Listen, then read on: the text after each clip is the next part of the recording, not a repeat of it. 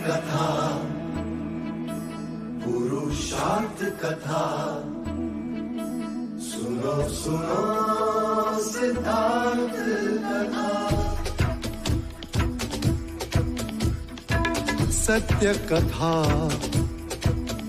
पुरुषार्थ कथा, सुनो सुनो सिद्धार्थ कथा। चढ़ते सूरज सा तेजवान वो कीर्तिमान, हुंकार भरे जब कूच करे, थर थर कांपे आसमान। वो राजपुत्र वो शूरवीर, पर्वत को भेद दे उसके तीर, शांति का स्रोत करुणा की धार, निर्झर झरे मन से अपार। वो राजपुत्र वो शूरवीर, पर्वत को भेद दे उसके तीर, है शाक्य वंश का वो तारा, जगमग है जिससे जग सारा। सत्य कथा, पुरुषार्थ कथा, सुनो सुनो सिद्धार्थ कथा। कोलियों के किसानों ने जगह जगह पर रोहिणी नदी का पानी अपने खेतों की ओर मोड़ दिया है। अब यदि महाराज शुद्धोधन ने कोई ठोस निर्णय नहीं लिया तो कपिल वस्तु और कोलियों के बीच अवश्य युद्ध होगा। मेरी पूजा का नैवेद्य। मैं तपस्वी हूँ, पके हुए खाने का त्याग किए मुझे बहुत समय हो गया। जो आप मुझसे मांग रहे हैं वो असंभव है। तुम्हारी इस तप की यात्रा में तुम्हारे सहायक नहीं तो तुम्हारे सेवक तो बन ही सकते हैं। भाई महाराज, इस स्थान से कोलिया के किसानों ने नदी का बहाव अपनी ओर मोड़ लिया है। उन्होंने तो ठान लिया कि अब खून की नदी बहाकर ही चैन लेंगे।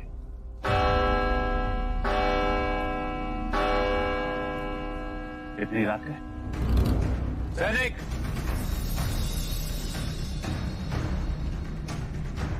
किसने इस समय हमारे कार्य में विघ्न डाला? जाओ जाके उसे दंड दो।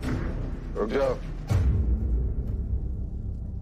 ये तुम क्या कह रहे हो अनुज? कोई याचना लेकर आया होगा। जाओ, कौन है? लेकर आओ उसे।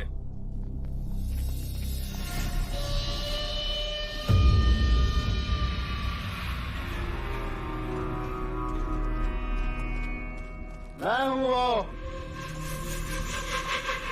कौन है यहाँ पे जो मेरी याचना सुनेगा? क्या याचना है? और किसके विरुद्ध है? आपके विरुद्ध महाराज शुद्धोधन। होश में था। चलो चलो चलो। नहीं, अपनी याचना सुनाए बिना यहाँ से नहीं जाऊंगा। महाराज शुद्धोधन, आपने मुझे सदा अपमानित किया है। बचपन में गोद में बिठा और धकेल दिया। आज पहले अध्यक्ष के आसन पे बिठाया, वो मेरे हाथ पकड़ के उठा लिया। पूरी शाक्य सभा के सामने मैं उसी का पात्र बन गया। तुम यूं नहीं समझोगे। चलो यहाँ से।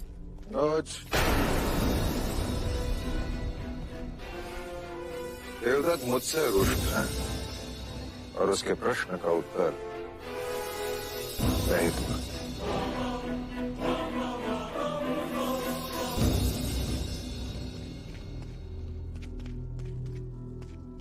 पुत्र,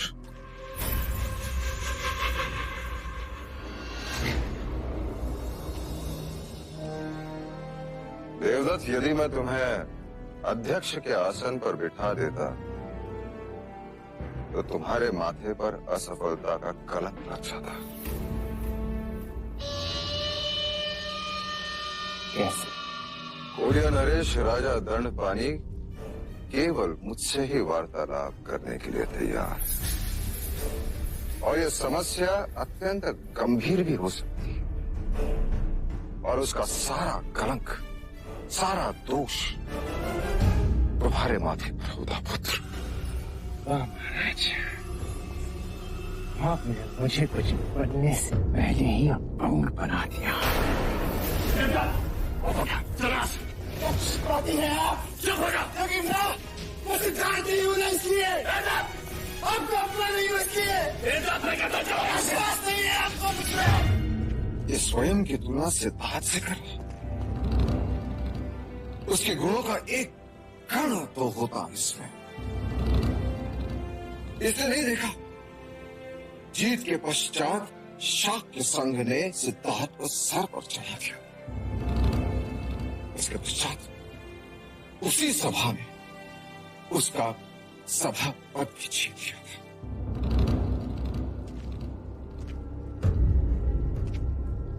मेरी नियति यही थी कि परस्पर क्लेश को बुझाते मेरी आयु बीत जाएगी।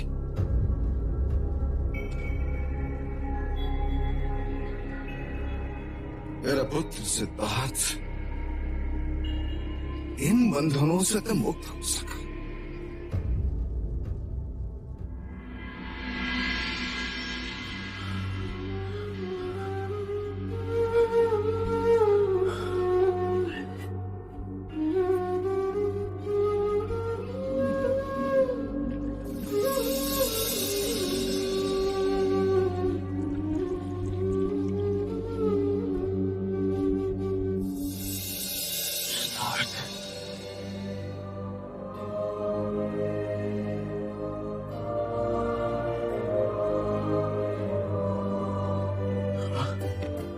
पानी और जल ग्रहण कर लो। नहीं गुरुवर,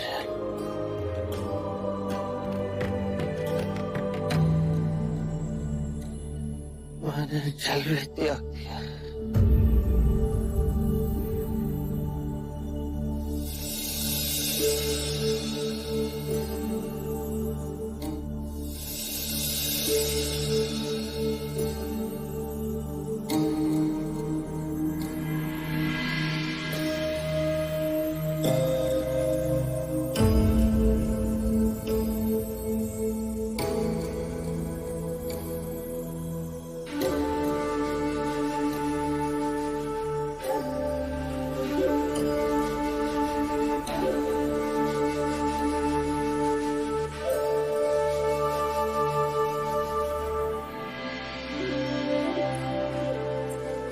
पूर्णा, ये वही जोगी है जो इतने जीवन से भरे थे।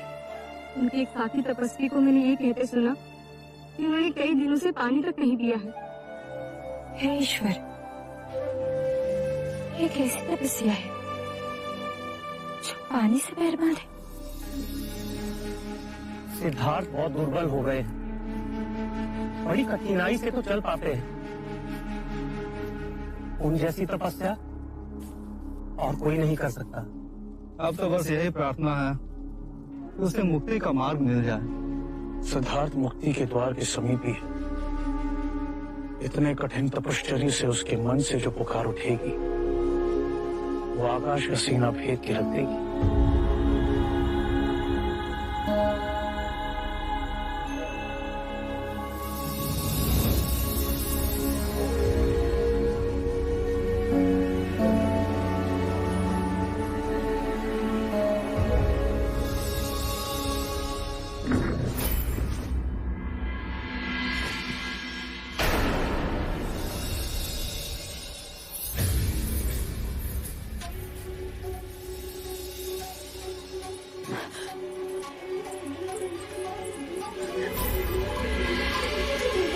पूर्णा, ये तो वही जोगी सिद्धार्थ है।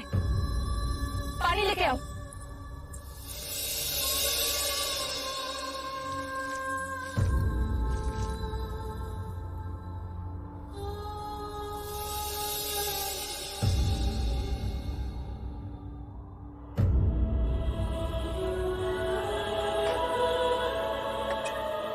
ये आपकी पूजा का नैवेद्य है।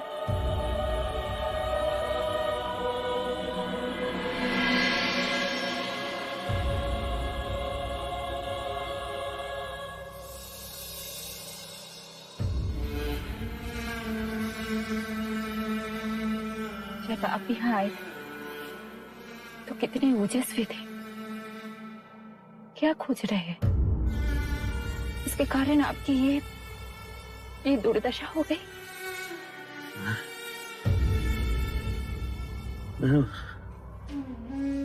मुक्ति का मार्ग खोज रहा था। हे ईश्वर, अन्न जल त्याग के जब शरीर ही ना बचेगा, शरीर ही ना बचेगा, मुक्ति मिलेगी कैसे? मुक्ति मिलेगी कैसे? मुक्ति मिलेगी कैसे? मुक्ति मिलेगी कैसे? माँ, कहानी सुनाओ ना। अब प्रतिदिन तुम्हारे लिए नई कहानी कहाँ से लाऊं मैं? यशोधरा, बाल हट है, कहानी तो सुनानी होगी। क्यों राहुल? वो चिड़िया वाली सुनाओ ना माँ। अच्छा सुनो, तुम्हारे पिताजी जब छोटे थे, बिल्कुल तुम्हारी तरह, तो वो उपवन में घूमने निकले। वहां उन्हें एक बहुत सुंदर पक्षी दिखाई दिया। तुम्हारे पिताजी उस पक्षी को बहुत आनंद से देख रहे थे कि अचानक किसी ने उसके ऊपर बाण चला दिया। वो घायल पक्षी तड़पता हुआ धरती पर गिर पड़ा। तुम्हारे पिताजी ने देखा तो सामने वो यशोधरा, जब देखो तब मेरे देवदत्त की बुराई की कहानी सुनाती रहती। वो देवदत्त कहाँ थे?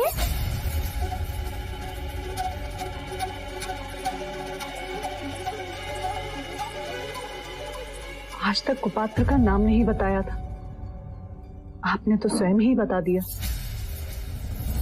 अब तेरे काका के नाम पे मनगढ़ंत कहानी बनाई जाए तो कौन उसे रोक सकता है?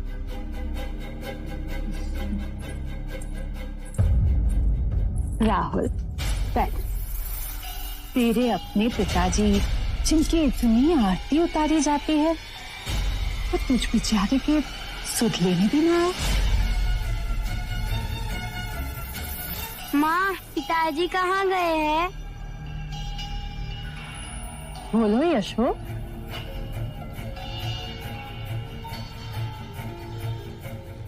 माँ, पिताजी कभी आएंगे? वो मुझसे मिलने क्यों ना आए? बेटा राहुल, यहाँ चल, मैं तुम्हें बताऊं। यशो, ये भी बिल्कुल अपने पिता पे गया है। एक प्रश्न के बाद दूसरा प्रश्न। यशोधरा, इसके सारे प्रश्नों का उत्तर दे दो। कहीं ऐसा ना हो कि ये भी अपने पिता की तरह अपने प्रश्नों के उत्तर खोजने वन चला जाए। माँ, जरा तो लज्जा करो। यशोधरा की चोट को सदैव कुरेदने की क्या आवश्यकता है? जो स्वयं घायल विवश हो, वो दूसरों को तो घायल करेगा ही ना। आपको यशोधरा की बड़ी चिंता है, और मेरी? आज भी जब मैं आपको देखती हूँ तो तेरे पुराने घाव फिर से हरे हो जाते हैं। तेरे क्रोध की और परीक्षा न लो। मुझसे किए हुए छल का घाव तो ना भर सके और मुझे आंखें दिखा रहे। मेरे टूटे हुए मन से पुकार निकली और भगवान ने आपका भी सर्वनाश कर दिया।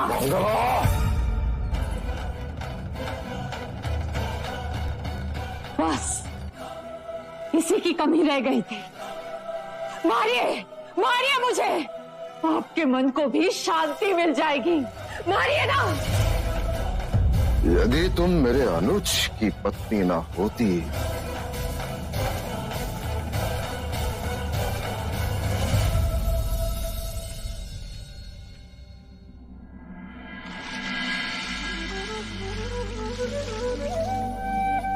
शरीर को सुखा मैंने केवल अपना ही घात किया। यदि परम सत्य मुझे मिलेगा तो शरीर के साथ ही मिलेगा, ना कि उसे सुखा और गला कर। जिस बात को बड़े बड़े गुणी ज्ञानी ना समझा सके, वो सहज एक गांव की अज्ञानी सुजाता ने समझा दिया।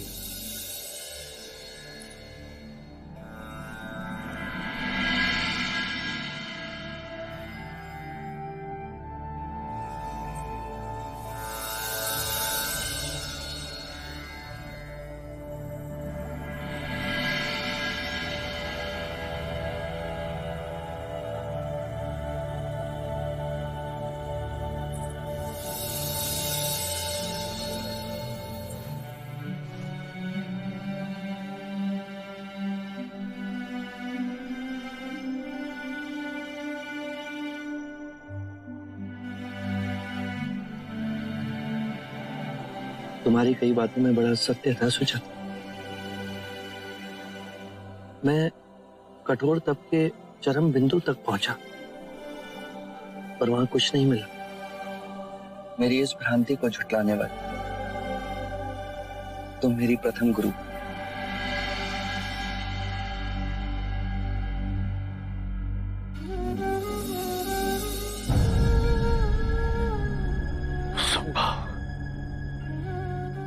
सिद्धार्था ने तपश्चर्या छोड़ दी कि उनका मनोबल इतना क्षीण निकला।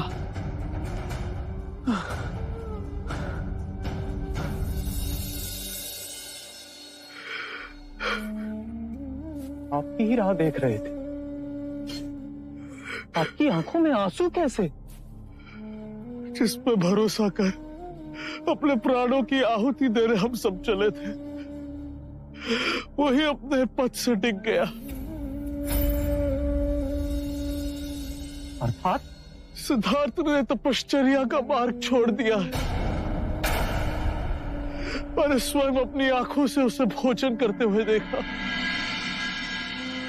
जिसके भरोसे हम अपना सब छोड़ के आए, जिसे अपना मार्गदर्शक समझा, वही दिशाहीन हो गया। ये भी तो हो सकता है ये मार्ग ही गलत था, हम गलत साधना कर रहे थे। एक ने प्रण तोड़ा तो बुरे विचार उपजने लगे। गुरुदेव अति शीघ्र यहाँ से निकलते हैं। आज भद्रिका को विचार आया, कहीं ऐसा ना हो कि सिद्धार्थ की संगत में पड़कर हम सब पथभ्रष्ट हो जाएं। हाँ, संगत का प्रभाव पड़ता है। मैं सिद्धार्थ को छोड़कर जाने का आह्वान करता हूं। जिसे मेरे साथ चलना है वो चले।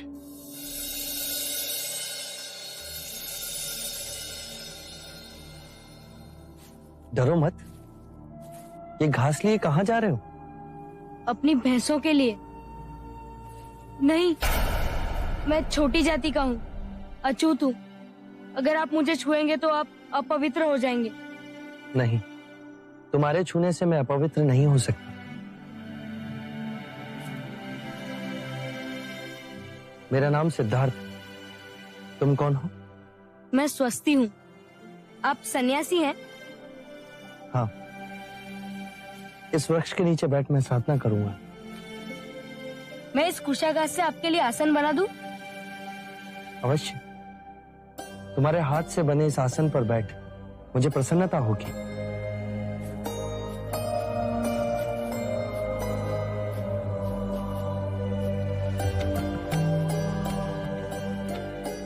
आइए जोगी महाराज। तुम्हारा बहुत बहुत आभार। तुम बहुत दयालु हो स्वस्ति।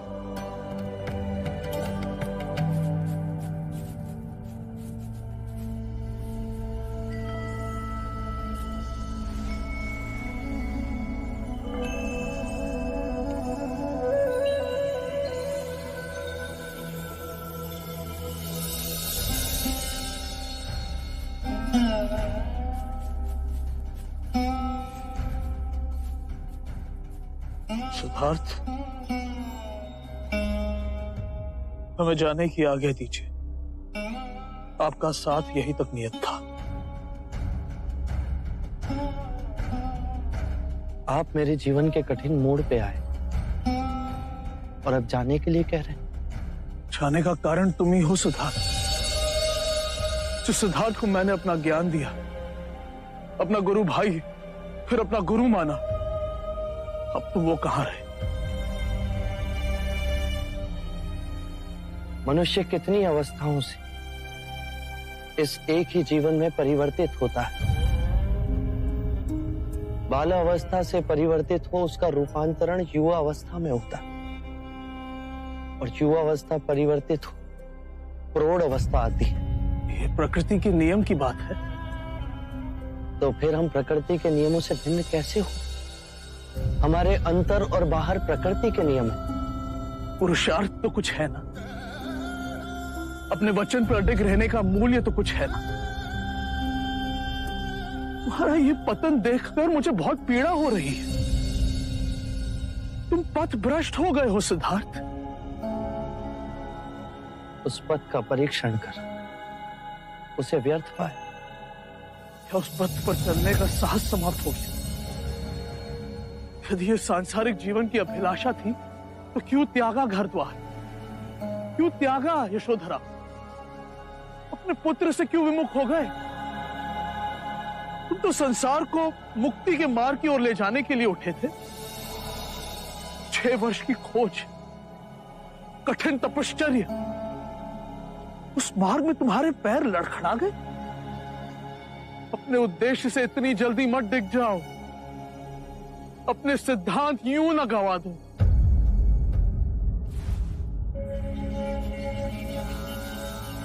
गुरुवर्य, केवल अपनी बुद्धि से नहीं, स्वयं अपने आप को उस आग में तपाकर यदि ये जाना कि उस मार्ग में कोई त्रुटि है तो उसे छोड़ देना ही उचित है। जीवन नदी के पानी का बहाव है, यदि एक स्थान पर रुक जाए तो दूषित हो जाता है। मैं जीवन के बहाव और ऊर्जा के आगे खड़ा हो गया था। घास के उस कोमल तिनके की तरह ना बन सकता जो हवा के बहाव के साथ बहता है पर अपनी मिट्टी से नहीं उखड़ा जा सकता। मैं आपको आश्वासन देता हूं कि मैं उस घास के कोमल तिनके की तरह अवश्य बनूं।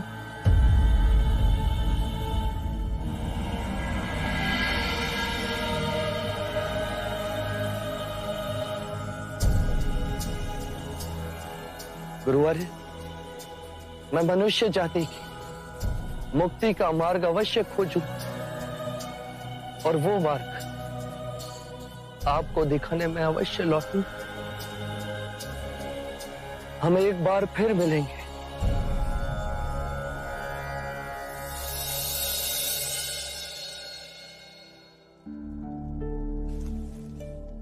यशो, कहाँ गए?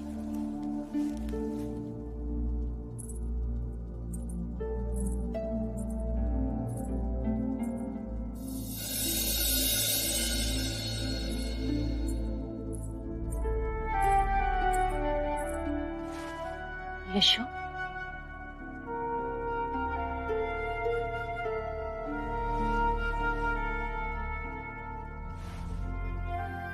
क्या हुआ पुत्री? तू यहाँ क्यों सो रही है? आप मेरी चिंता ना करें। यशो, बोलना। कुछ दिनों से मन में बहुत छटपटाहट हो रही है और फिर कल रात ये मेरे स्वप्न में भी आए थे। सिद्धार्थ तेरे मन से गया ही कब था? हाँ, पर अब तो भेंट केवल स्वप्न में ही होती है। हाँ, कल मैंने देखा कि ये घास की शैया पर सो रहे हैं और आज जब मैं मंदिर गई तो एक साधु एक पेड़ के नीचे घास पर सोते दिखाई दिए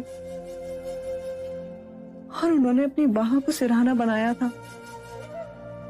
तो मुझे लगा कि मेरे स्वप्न और यथार्थ के बीच कुछ तो संकेत है।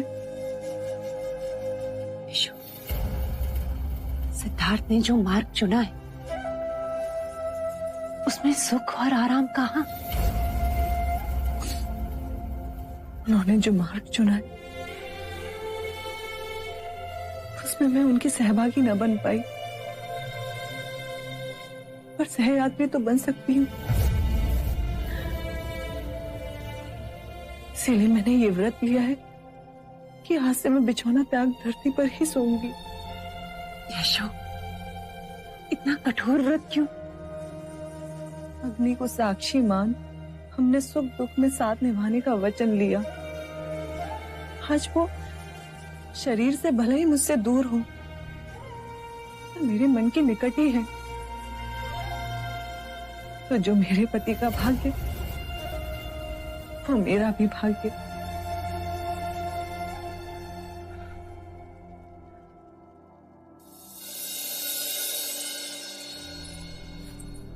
तो तुम मेरा पीछा नहीं छोड़ोगे? कदापि नहीं। आपको उरुविला छोड़ने की क्या आवश्यकता थी? इतने घने जंगल में आप करेंगे क्या? ध्यान और तपस्या। वो तो आप नदी के तट पे भी कर सकते थे। मुझे पूर्ण एकांत चाहिए सुजाता। अब आप सबको मेरे लिए कष्ट उठाकर आने की आवश्यकता नहीं।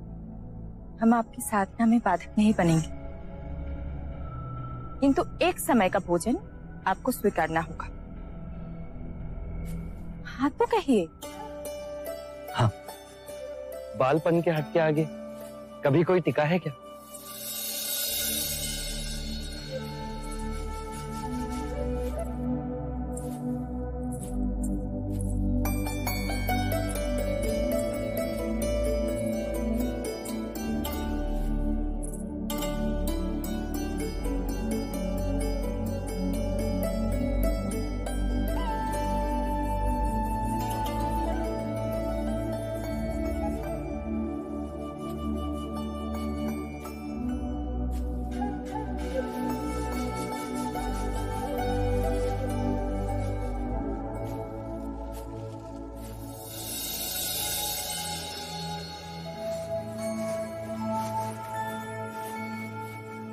यहाँ ना बैठे, यहाँ आपकी आंखों में धूप आएगी।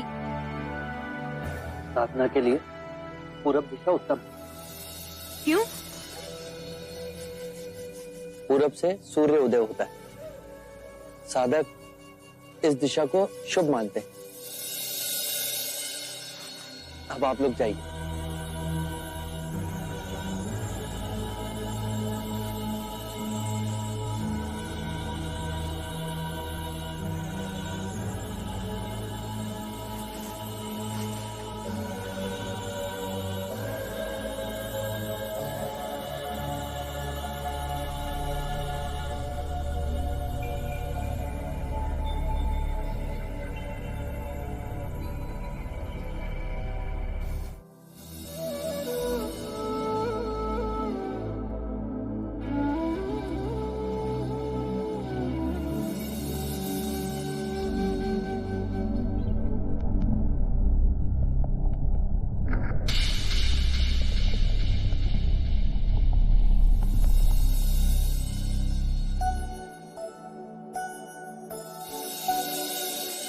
मेरा पुत्र सन्यासी बने।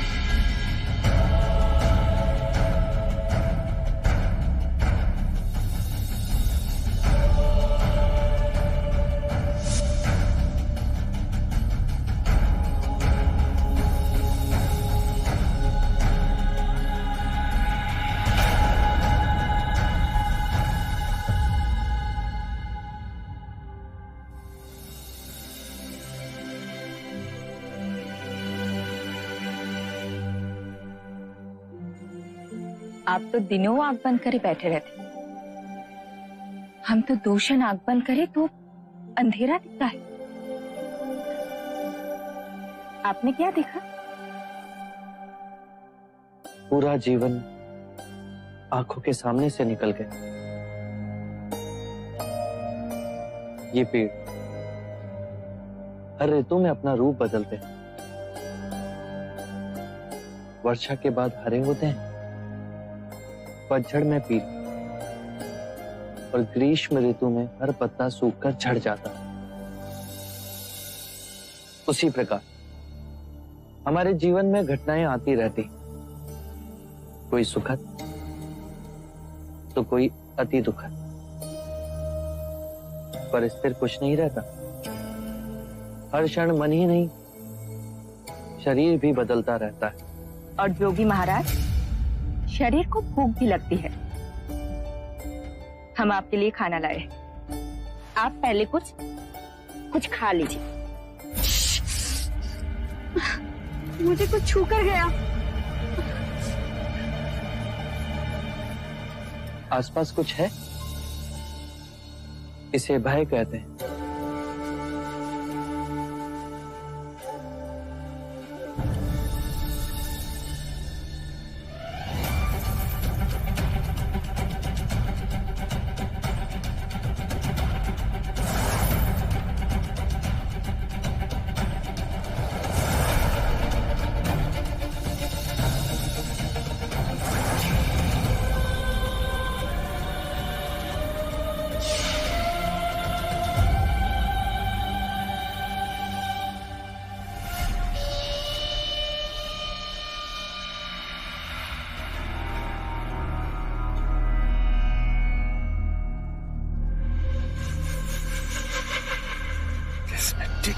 सिद्धार्थ, ये सुंदर चेहरा, ये केश, ये मादक शरीर, इस अपूर्व प्रतिमा को ठुकरा कैसे दिया?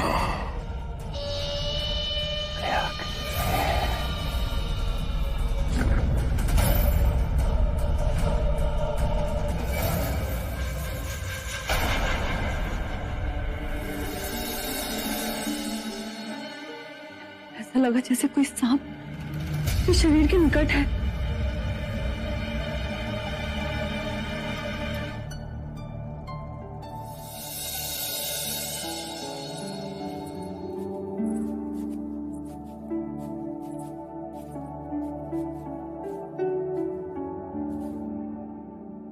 आज भी जोगी ने आंखें नहीं खोली।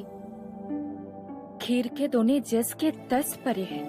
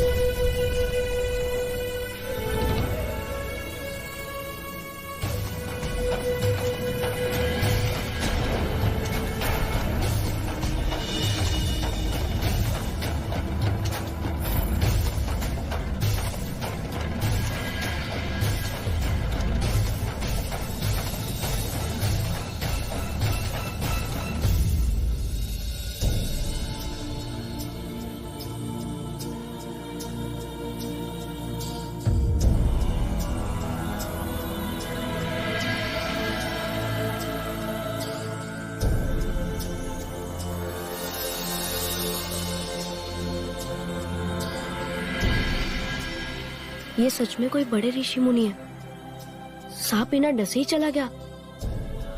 देख तो कैसे पत्थर के हो गए हैं। ये अपनी आंखों से हमें नहीं, कुछ और ही देख रहे हैं, जो हम तुम जैसे सामान्य लोग नहीं देख सकते। अर्थात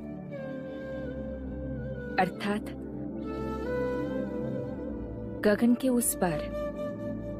क्या पता कोई अद्भुत दुनिया हो।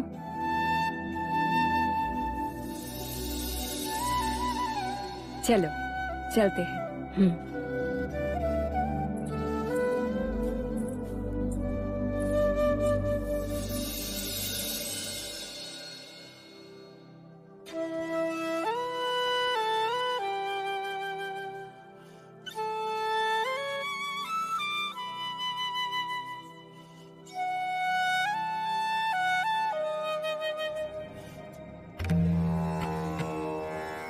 जाओ खेलो।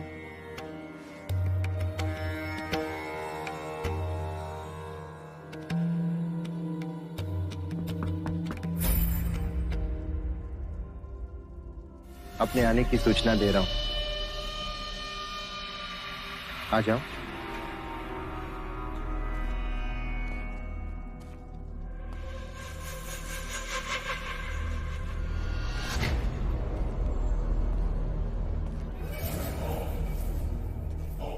गांधार से गहनों का व्यापारी आया था।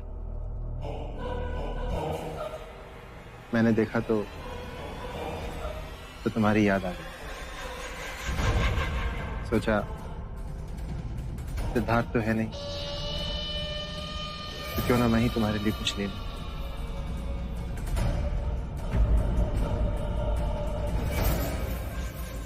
ये हार तुम्हारे गले पे बहुत सजेगी। लो ना, उपहार है। तुम तो ऐसे देख रही हो जैसे कोई सांप दिख गया।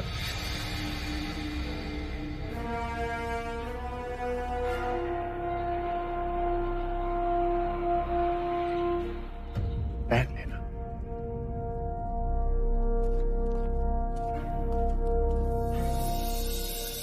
सुनो, मेरी ओर से ये हार उपहार। पर देवी, ये हार तो कुमार देवदत्त आपके लिए लेकर आए हैं। और मैंने तुम्हें दे दिया। इसे तुरंत उठा लो। शिवराज तुलसी की माला भी लाते तो वो मेरा गहना बनती, पर ये किसी विषैले सर्प के समान है।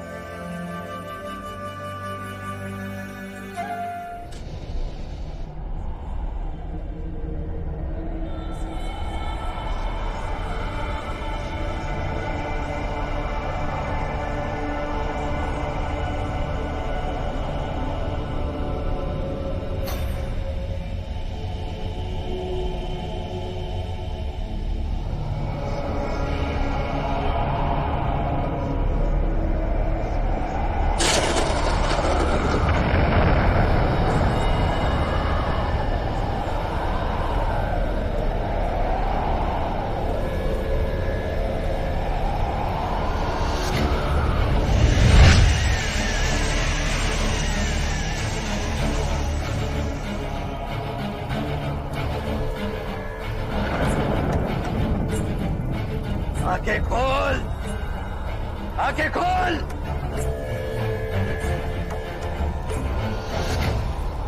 कौन हो तुम? लौकिक जगत में मुझे मारा कहते हैं, पर मैं तेरा ही रूप हूं। मैं भावनाएं हूं, पर तेरी। मन जो विनाशी है, उसके आगे मैं उस अलौकिक जगत में जा रहा हूं जो अविनाशी। अब तो उस अलौकिक जगत में नहीं जा सकता।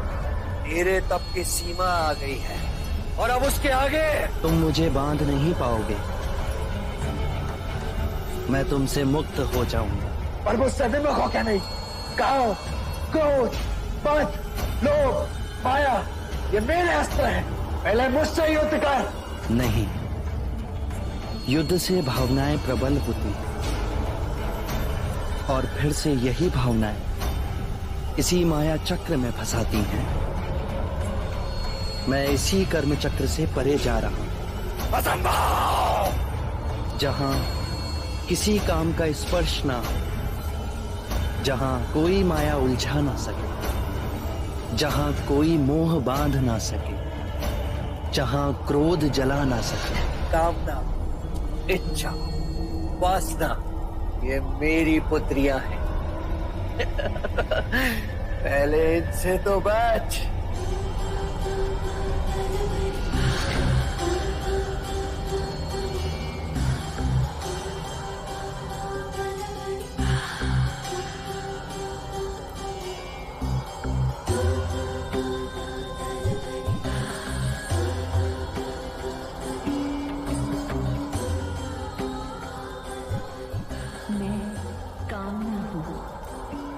स्पर्श में जीवन है, मुझसे प्रेम करो।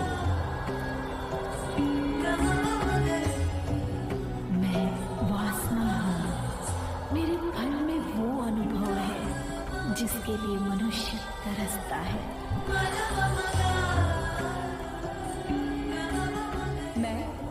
इच्छा जीवन के समस्त सुखों का रस है मेरी मदिरांगी, चखो इसे।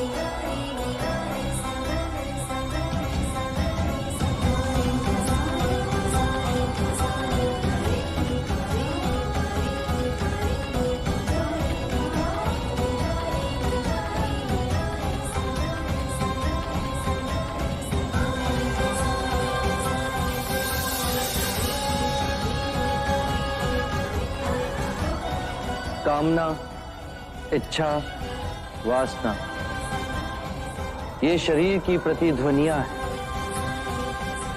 जब शरीर का मोह टूट जाए तो ये केवल एक पत्थर से टकराकर लुप्त हो जाती है। जैसे ज्ञान का सूर्य उदय होते ही अंधकार लुप्त हो जाता है, वैसे ही आत्मज्ञान का सूर्य जब मुदित होता है तो सारे प्रलोभन राग बन धरती पर गिर पड़ते हैं।